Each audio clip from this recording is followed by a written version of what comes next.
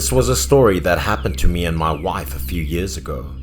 At the time, to secure a source of income for both of us was extremely challenging. When I won a big project, my wife and I immediately rented a small apartment to stay in temporarily. But since moving into the apartment, my wife often had nightmares. In the middle of the night, she kept waking up from a nightmare that kept repeating night by night.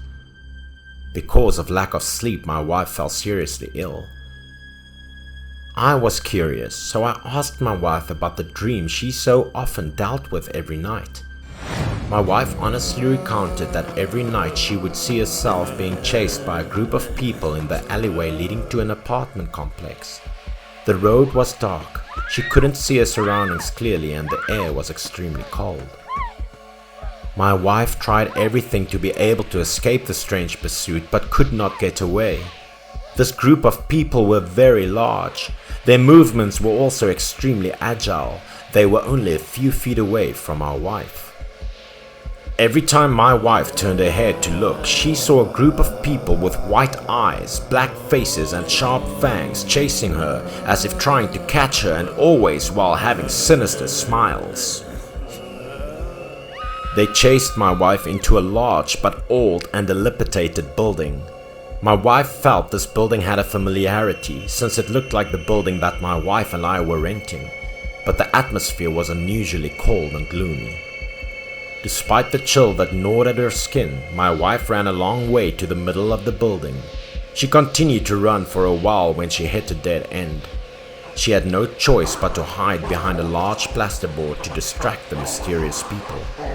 By the time the group of people could come, my wife was already hiding.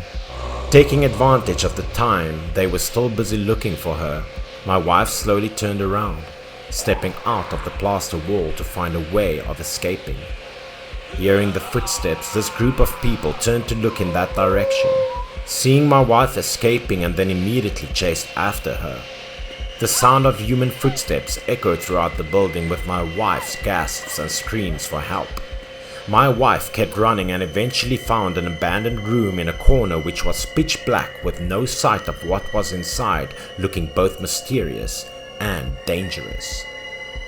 My wife struggled to look around, wanting to find herself some light glimmering in this dark space, but she didn't know which way to go.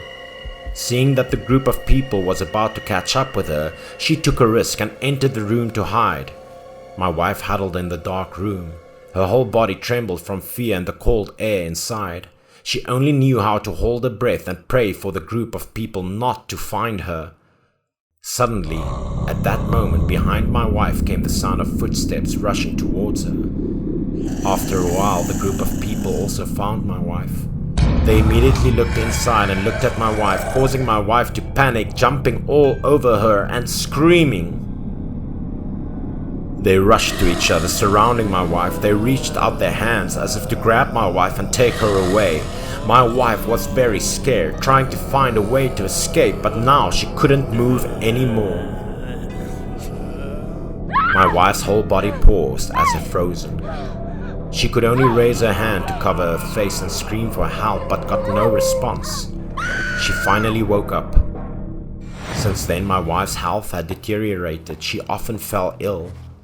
But even so, she still tried to take good care of me so that I didn't have to worry too much.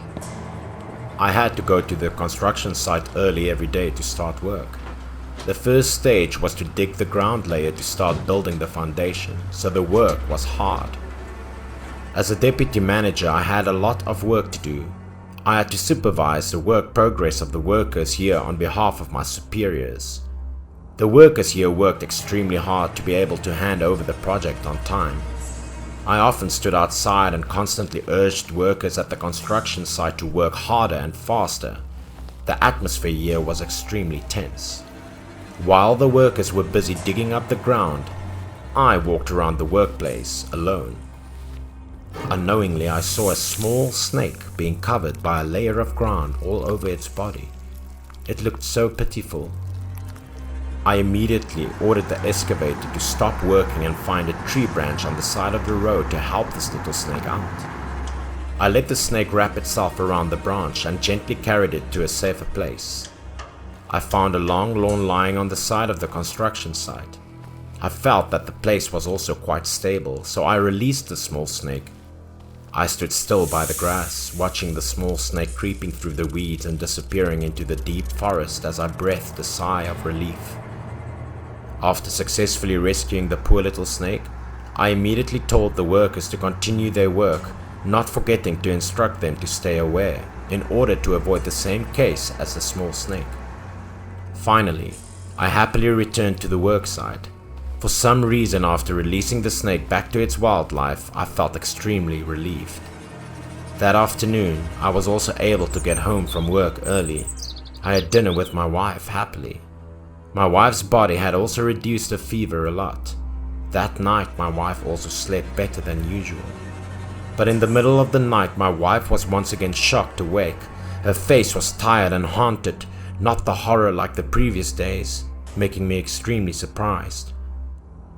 My wife said that she continued to have the same nightmare as usual. But this time, in the dream appeared a strange thing that helped her escape the pursuit of the mysterious people pursuing her. My wife saw that the mysterious group of people continued to chase her down the familiar dark corridor. This time she got used to the ways here, so she quickly found the old room to hide in once again. Like the previous nights, these people once again found her hiding in the room. They rushed in again as if to pull her out and take her away. These people had become more aggressive than before. They pressed her to the end, they climbed through the window and entered the room to capture her. She screamed in panic for a while when a huge shadow appeared, biting at the people here like a monster. It wasn't until this huge creature came in front of the room that my wife could see it clearly. It was a big, yellow snake that acted very aggressively. This huge snake tried to protect my wife. It consumed all those monstrous ghosts with one bite and swallowed them whole. These people, some of them who were wrapped tightly by the snake's tail, were eaten alive, looking horrific. In the blink of an eye, these monstrous ghosts had completely disappeared. After consuming all the ghosts, the huge snake appeared in front of my wife. It looked at her gently, moved its head to signal peacefully to her, then turned to the other way.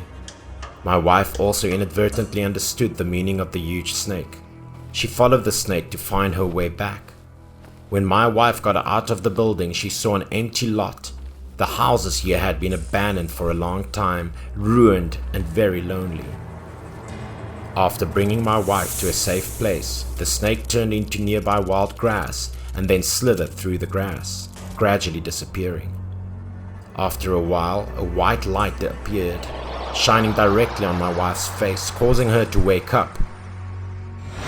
After listening to my wife's story, according to her description, I realized that the snake that saved her life was the little snake that I saved at the construction site.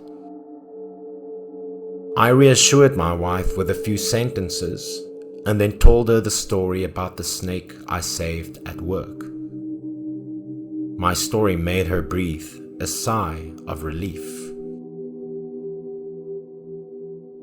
Since then, my wife had not had that strange nightmare anymore. My project was also executed smoothly and way faster than planned.